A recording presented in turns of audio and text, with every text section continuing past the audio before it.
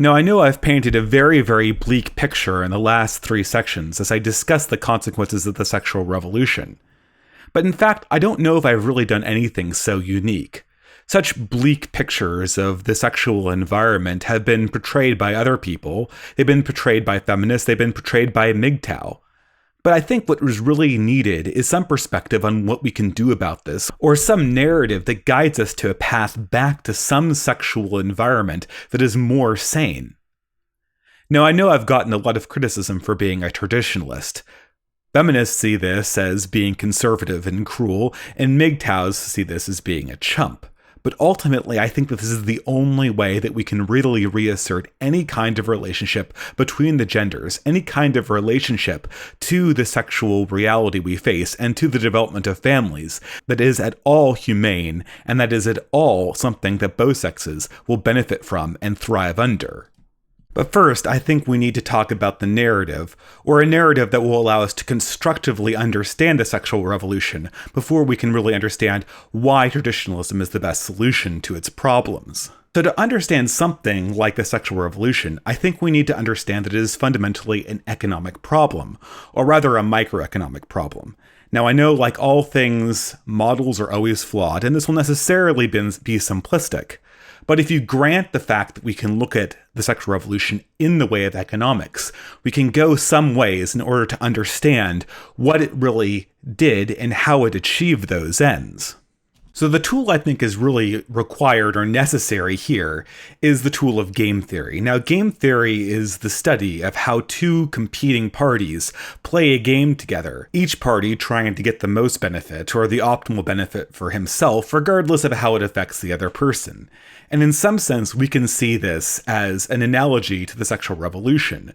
Both genders and both sexes play a game against each other, and they'll cooperate or compete as it benefits them. Humans respond to incentives, and so the game theory model is a very, very good way of thinking about this.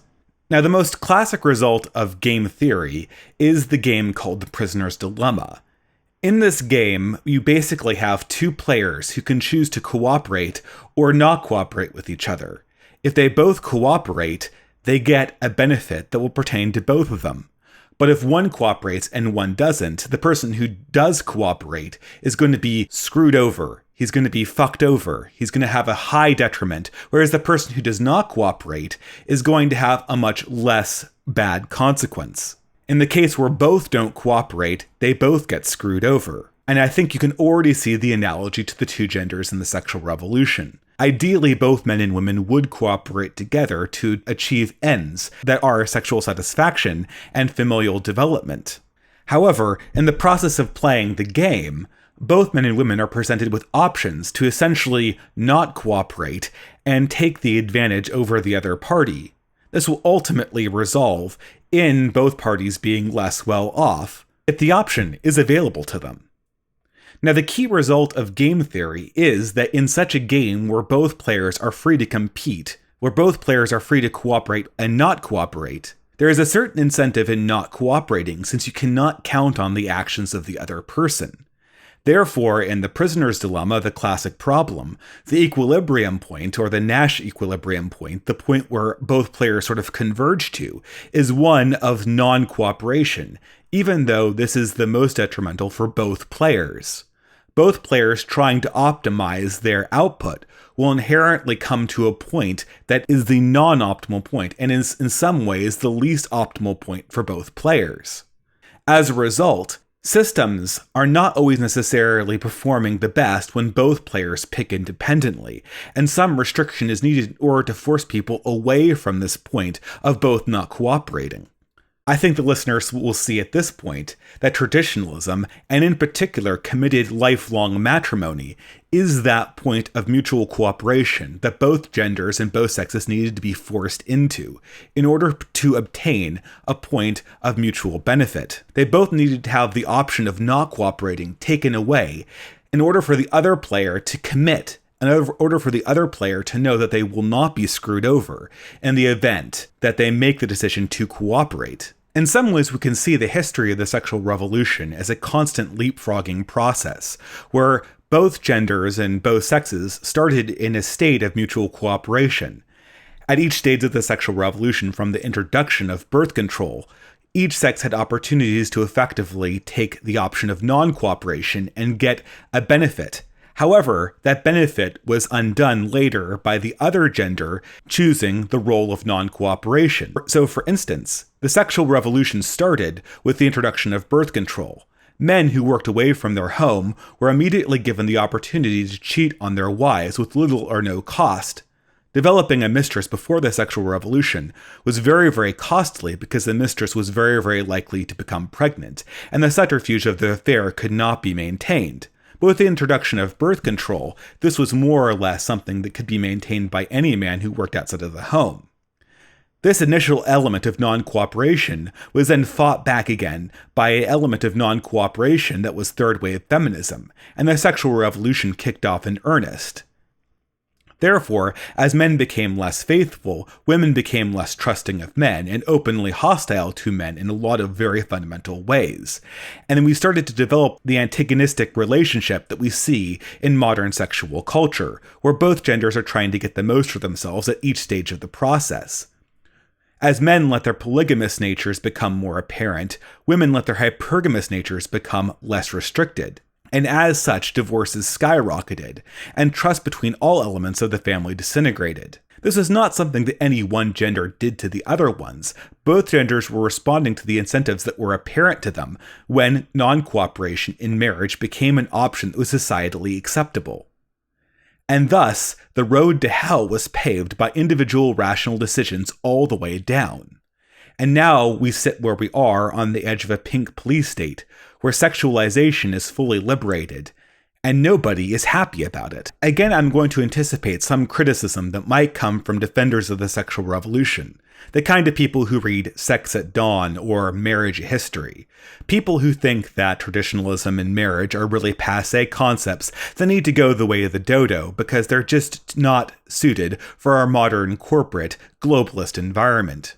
Sure enough, they'll say, this is in some case true that marriage was destroyed by a number of decisions brought on by the opening up of options to both genders. But this just means that we need to create new institutions, new ways of organizing families. Families that are more open to multiple partners, families that are more open to people being stay-at-home fathers, families that are more open to many elements largely rejected by Christianity and Western culture in the past. This position is actually rarely talked about, but it's a more or less a mainstream position among feminists and among academics that have really thought about this. While in their personal lives they may practice what looks like a Christian monogamy with their spouse, they all know that this state of affairs is fundamentally unstable when it comes to society as a whole. They're planning for a future that really does not include the nuclear family, in which polygamy is practiced, in which the state, rather than parents, are the primary caretakers of children. They know that this has to come about because the sexual revolution can really not sustain the kind of family life that people have come to expect in Christian and Western culture. So what is my answer to this? Is this the future? Am I really just someone who's bitterly clinging to bourgeoisie concepts of family life? Should I just get over my fascination with families? Should I just get over my fascination of fathers that are involved in their children's lives? Is traditionalism just a delusion? Well, I suppose it's more or less a matter of perspective. But before you go ahead and dismiss traditionalism as just the voice of the past, you have to ask yourself exactly what kind of sexual environment you'd like to live in. What elements do you think are valuable? Is a world where fathers know and raise their children valuable to you? Is an environment where the sexes feel like they need each other valuable to you? Is an environment where people largely depend on their families rather than bureaucracies valuable to you? Because I would argue that these core values that even leftists say they hold when I ask them are only achieved through the existence of the nuclear or extended family in the traditionalist or Christian sense. The modern defenders of the sexual revolution are not deluded when they say that new family structures need to be created in order to accommodate the market forces we have unleashed upon sexuality. What they are deluded about is the fact that we can maintain the values that they themselves hold in light of these new family arrangements. In a society where male polygamy and female hypergamy are unleashed, in a society where we acknowledge that parents really have no responsibility of the children, We can really expect pair bonding to go the way of the dinosaurs. Committed relationships and romance will be a thing of the past, and very few men will ever know their children, and very few children will ever know their fathers. It is very likely, in fact, that children will be raised by the state more than anyone else. And we will depart from being a pair bonding species and conform more to the model of a tournament species, where a few men do most of the mating with women, and most men are left out in the cold, competing for whatever is left over in terms of scraps. Now, whether this goes on with the facilitation of the government, or this is largely a product of sexual marketplace values that's only patched over by a welfare state, is still left to be determined. But once we say goodbye to the nuclear family, I think this tournament model of mating is almost a foregone conclusion. If we care about having families that people are attached to, if we care about pair-bonded men and women that see each other as a resource, rather than something to be competed with, rather than something that to be managed by the government, then we are really asking for a return to traditionalism, a return to the nuclear family, a return to the area of the Nash equilibrium where both genders cooperate with each other, and both work together to the benefit of the next generation. And of course, this will involve the cooperation of both sexes. This will involve both sexes sublimating their own desire if we were to return to some sane system of working together for the common good. Now, I can already anticipate critics saying that this is an impossible dream, that the traditional family is effectively dead, and what I'm asking for is to put the genie back in the bottle. But the traditional family isn't dead, and it's not so much a genie that needs to be put back into the bottle, but rather a very, very delicate glass or vase. If we but preserve and care for it, this glass will last for thousands of years. If we toss it on the floor, we'll never be able to put it back together again. Thus, the family relationships that lead to the nuclear and extended nuclear family are of utmost value to society. They are delicate, and people are right to be afraid of the things that subvert the norms that protected the sanctity of that family. And that is the true lie and incoherency of the sexual revolution.